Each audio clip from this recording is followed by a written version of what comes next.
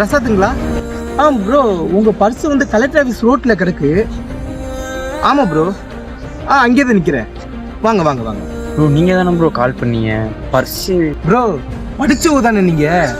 பர்ஸுக்குள்ளே எவ்வளோ முக்கியமான பொருள்லாம் இருக்குது, அசால்ட்டாக போட்டு போகிறீங்க. என் கையில் கிடச்சனாலே நான் எடுத்து வச்சுருக்கேன். ரொம்ப நன்றி ப்ரோ. வேற யார் கையிலேயாவது பர்ஸு கிடச்சிருந்துச்சுன்னா காசு எடுத்துட்டு பர்ஸை தூக்கி போட்டு போயிட்டே இருந்திருப்பாங்க ப்ரோ. காசு விடு ப்ரோ, பர்ஸுக்குள்ளே ஒரு ஃபோட்டோ இருக்கு. அப்பாவா ப்ரோ? ஆமாம் ப்ரோ, அவன் எங்கள் அப்பன் தான் ப்ரோ. ஏன் ப்ரோ அப்பாவை மரியாதை இல்லாமல் பேசுகிறீங்க?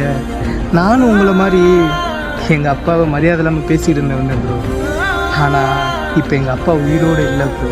அவர் இருக்கும்போது அவர் அருமை தெரியலை, அவரை புரிஞ்சுக்கணும்னு நினைக்கும் போது அவரே என் கூட இல்லை ப்ரோ. அதனால தான் ப்ரோ பர்ஸுக்குள்ளே அப்பா ஃபோட்டோ பார்த்தவுடனே உளிக்கு இருந்த காசு கூட எனக்கு பெருசாக தெரில ப்ரோ.